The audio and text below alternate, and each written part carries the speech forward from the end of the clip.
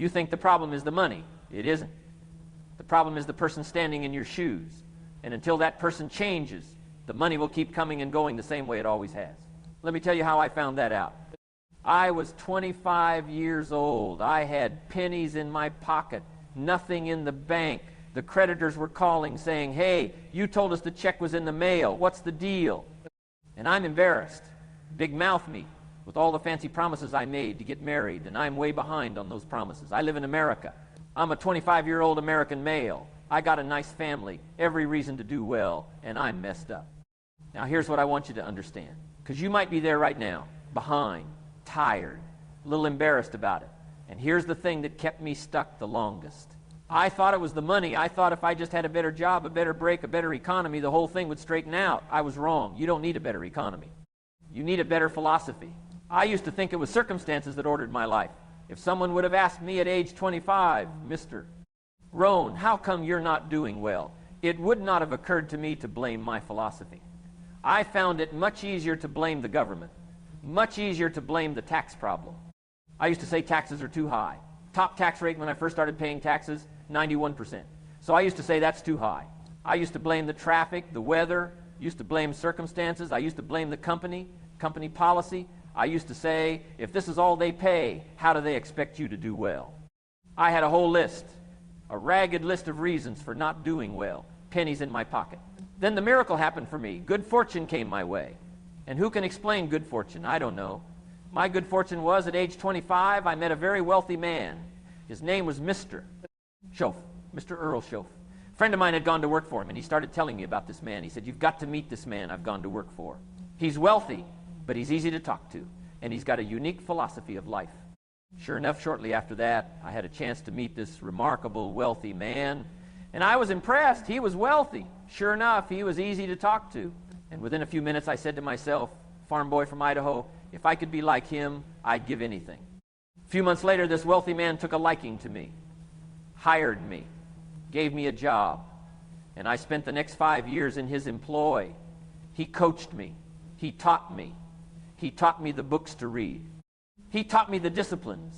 He taught me the changes to make in my language and personality. By the time I'm 31, I'm a millionaire. Now somebody says, well, Mr. Rohn, what happened? And here's the part I want you to write down, because this is the whole thing.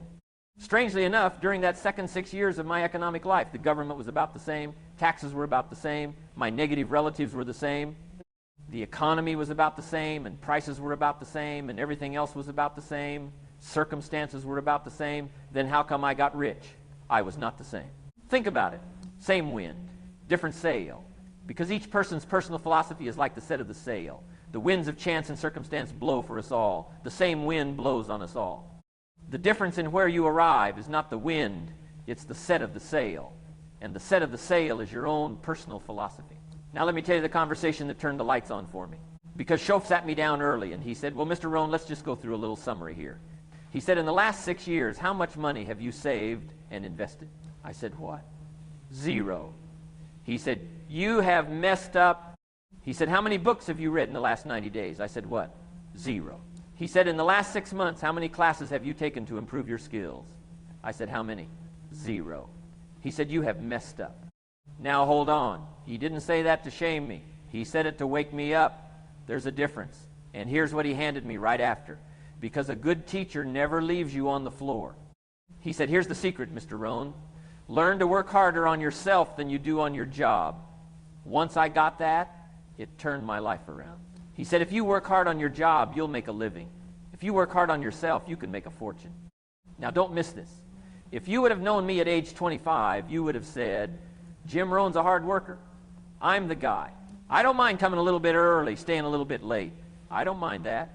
And you'd have said, well, Jim Rohn's a hard worker. So how come he's got pennies in his pocket and nothing in the bank and behind on his promises? Well, I was a hard worker, but I was working hard on my job, not on myself. That's worth remembering. Because here's the thing about money that nobody told me until Schoaf told me. We get paid for bringing value to the marketplace. Now, the marketplace is also described as reality. It takes time to bring value to the marketplace, but we don't get paid for time. Mistakenly, the man says, well, I'm making about $20 an hour. Not true. Not true. If that was true, you could just stay home and have them send your money. No. You don't get paid for the hour. You get paid for the value you put in the time. Now, since that's true, here's one of the key questions of the afternoon. Is it possible to become twice as valuable and make twice as much money in the same time? Is it possible to become 3 times as valuable as you now are and make 3 times as much money in the same time? Is that possible? Of course. Of course. America's a ladder to climb. Starts down here, about $4 an hour. Now somebody says it should be 5, should be 5. Well, maybe.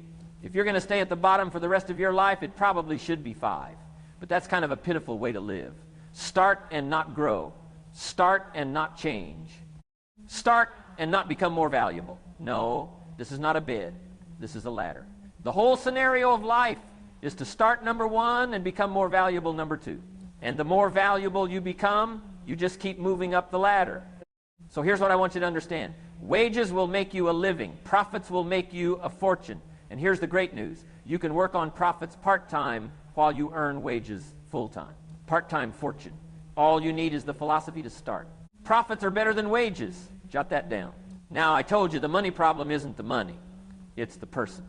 So let me show you how a person actually changes. Because Shoaf gave me the map, and I've handed it to people for 40 years. Change doesn't start with inspiration. Change doesn't start with somebody getting excited.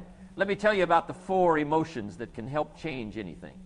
Number 1 is disgust. Now, that's not a pretty word, but it's the right word. Disgust, not at somebody else. Disgust with your own current condition. Disgust with your own lack of results. Saying one day, I've had it. I don't want to live like this anymore. I don't want to feel like this anymore. Getting sick and tired of being sick and tired.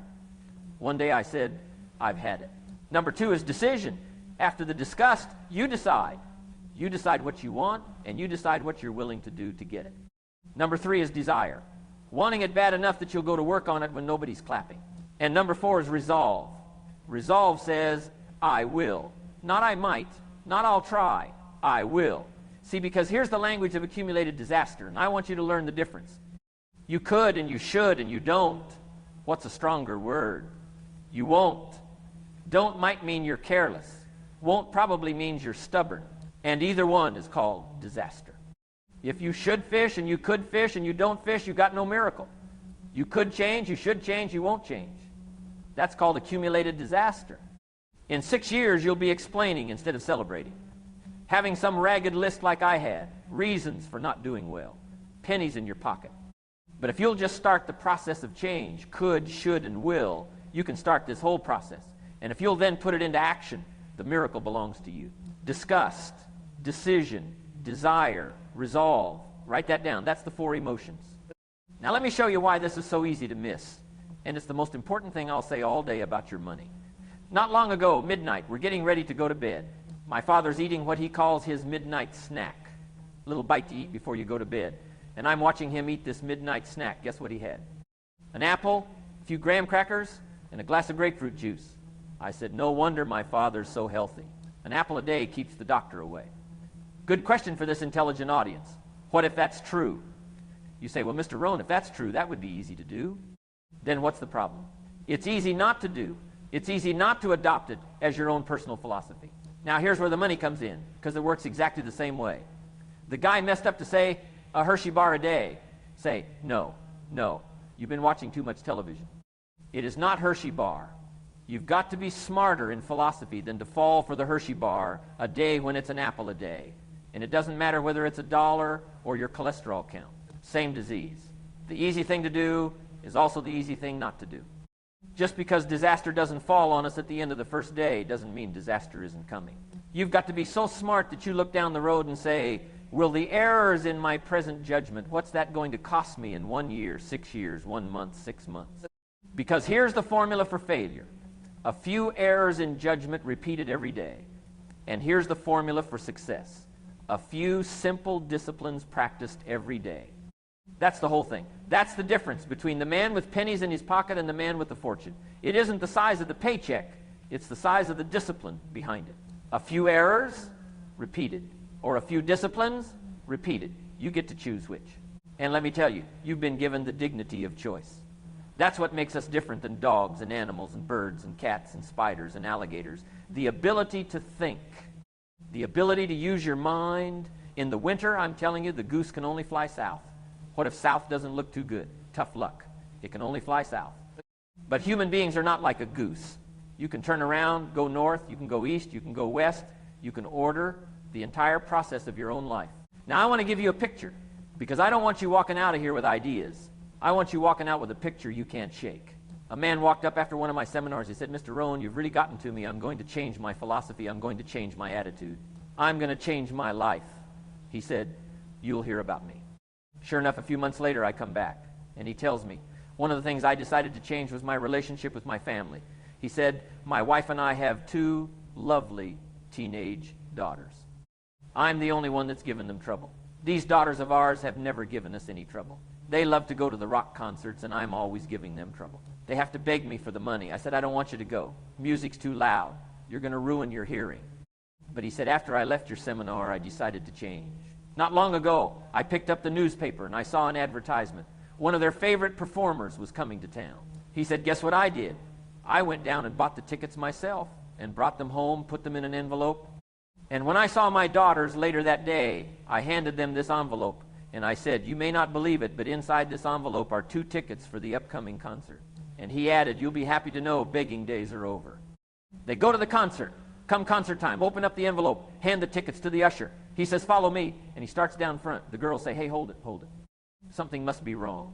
He takes another look, says, no, nothing's wrong. Follow me. 10th row center. See, the only tickets they were ever able to beg for was up in the 3rd balcony. Can't see. He said, I stayed up a little late that night. Sure enough, a little after midnight, my 2 daughters come bursting through the front door. One of them lands in my lap. The other one's got her arms around my neck. They're both saying, you got to be one of the all-time world's great fathers.